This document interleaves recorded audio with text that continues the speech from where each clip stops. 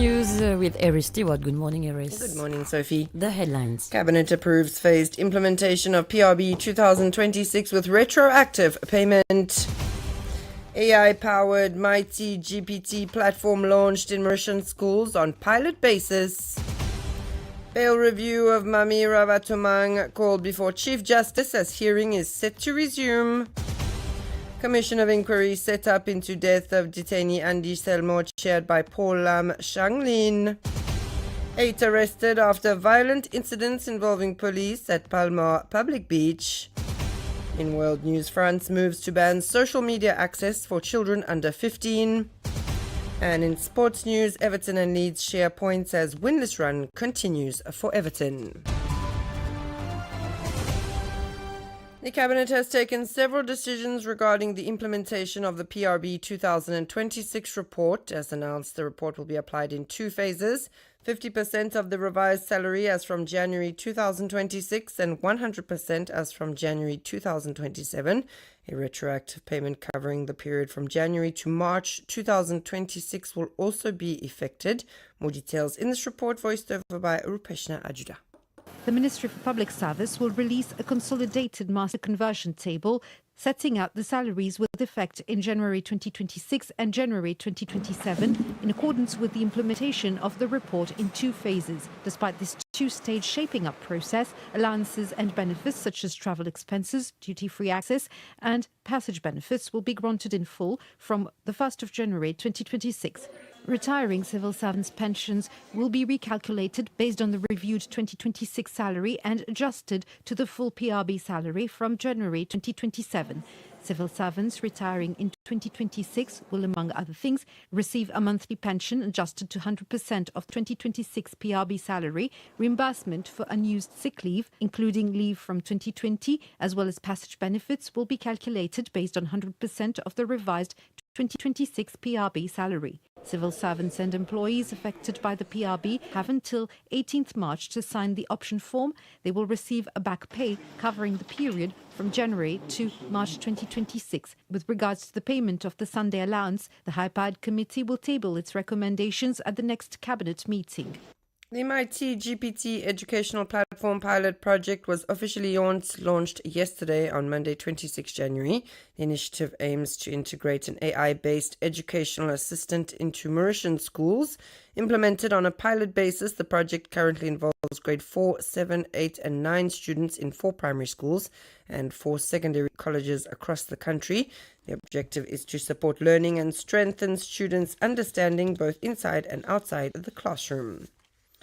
The bail review application filed by Mami Ravatomang was called yesterday before Chief Justice Bibi Rehana Mungli Gulbul. In addition to an anomaly in the application that must be rectified, the matter will be called again in court on Monday, 2 February.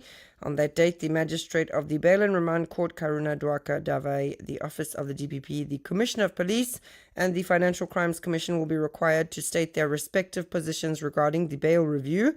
As a reminder, the Malagasy businessman is currently detained at Melrose Prison and is facing 3 provisional charges before the Port Louis Court.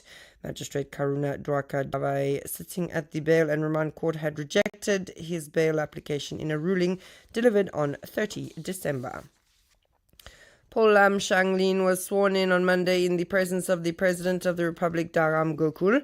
By way of background, Cabinet had on Friday, 12 December, taken note of the circumstances surrounding the death of detainee Andy Selmore, aged 33, who died at Melrose Prison on 9 December 2025.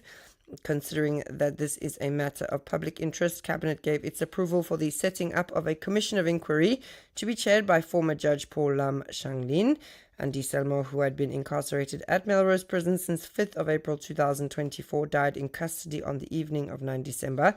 The Commission of Inquiry will be mandated to fully establish the circumstances surrounding his death. 8 people have been arrested following serious incidents that occurred on Sunday at the Palma Public Beach in the east of the country. Further arrests are expected. Police officers on duty were insulted, pushed and threatened during the intervention. The police have strongly condemned these acts and reiterated that any attack on public order will not be tolerated. The incident took place in the early evening when police were called to the area following a complaint of noise disturbance.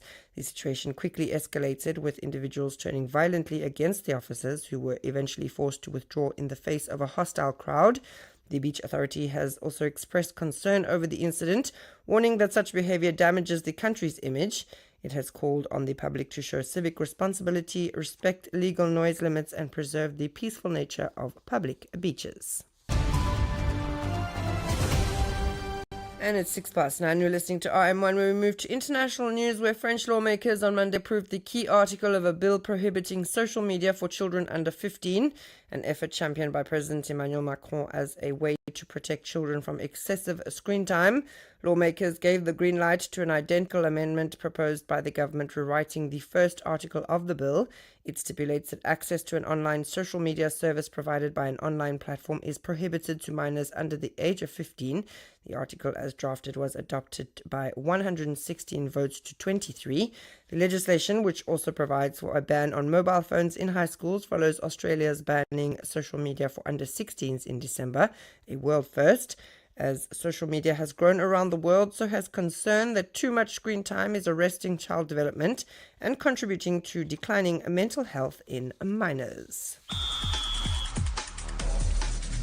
And finally, in sports, in the closing match of the 23rd Premier League round, Everton and Leeds played out a 1-1 draw. Leeds took the lead the first half through James Justin before Everton equalised late on thanks to French striker Thierry Barry, who scored his fourth goal in 5 league matches 14 minutes from time. Despite the comeback, Everton remain on a worrying run with a 5th consecutive match without a win in all competitions, missing the chance to close in on the European places. In the standings, Everton remain 10th while Leeds sit 16th.